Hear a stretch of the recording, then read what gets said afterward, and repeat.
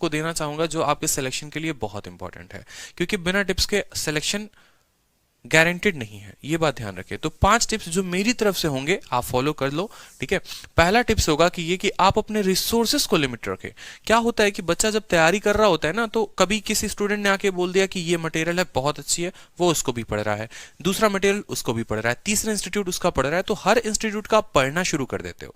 तो आपको उतना नहीं करना, आपको फिक्स माइंड में रखना है कि बस मुझे CHSL की नौकरी लेनी है तो मुझे उसके अकॉर्डिंग पढ़ना है। तो आपको अपने रिसोर्सेज जो है वो काफी लिमिट करने पड़ेंगे, मतलब कम किताबें लेकिन बार बार पढ़ना, ठीक है। ब्रूसली ने भी एक बात कही थी कि मुझे उस पर्सन से डर नहीं लगता है जिसको 10,000 अलग अलग तरीके आते हैं फाइटिंग करने के, मुझे सिर्फ उस पर्सन से डर लगता है जिसने एक ही तरीके को 10,000 बार प्रैक्टिस कर रखा हो।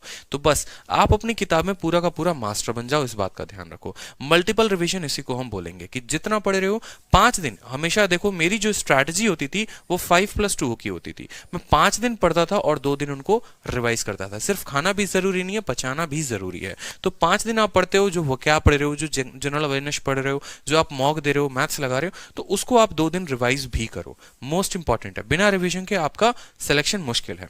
बात करते हैं डेली आपको एक मॉक देना है। अगर आप डेली नहीं दे सकते तो आप वीकली जरूर एक मॉक दे, और इंपॉर्टेंट है उसकी एनालिसिस। मॉक में क्या गलतियां हुई आपसे, क्या क्वेश्चंस थे जो आपको नहीं आते थे, किन टॉपिक्स पे आपको फोकस करना है, मैथ्स का कौन सा गलत हुआ, इंग्लिश का कौन सा गलत हुआ, कौन से चैप्टर से गलती हुई, एक एक बात आपको ध्यान रखना है। और एक डायरी ऑफ मिस्टेक्स आपको बनानी है। डायरी ऑफ मिस्टेक्स क्या है, एक डायरी बना ली, मॉक में जो गलती होती है, कहीं पर गलती होती है, उस डायरी में लिखो। क्योंकि अक्सर ऐसा देखा जाता है कि जो गलती आप मॉक में कर रहे होते हो वही गलती आप पेपर में भी करके चले आते हो। तो कम से कम वो गलती तो आप रिपीट नहीं करोगे। एग्जाम के 5 दिन पहले से इस डायरी ऑफ मिस्टेक्स को पढ़ना आप शुरू कर देना।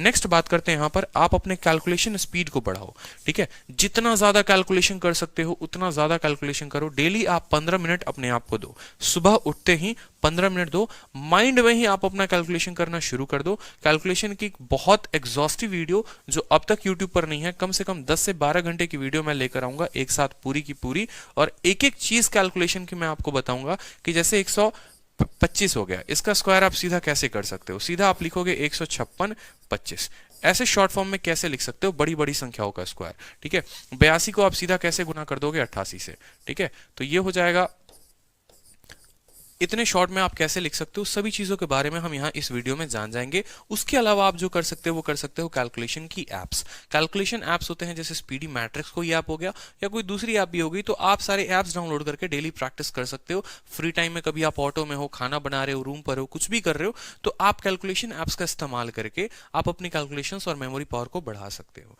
नेक्स्ट बात करते हैं लास्ट इंपॉर्टेंट, कि एटलीस्ट लास्ट देखो, पढ़ाई कर ली पूरी की पूरी, टीयर 2 की जानकारी जाली, अब टीयर 1 में लास्ट में क्या करोगे। तो लास्ट में आपको करना है कि जब आप पूरा सिलेबस कंप्लीट कर लेते हो तो लास्ट के 3 साल के पेपर्स आपको बनाने हैं। जैसे अगर आप 2020 में हैं तो 18, 19 और 20 के सारे पेपर्स, किस किस के पेपर, तो देखो यहां पर सीपीओ के पेपर, सीजीएल के पेपर और ये सीएचएसएल है, सीएचएसएल का पेपर, ये तीनों का पेपर आपको बनाना है, ठीक है।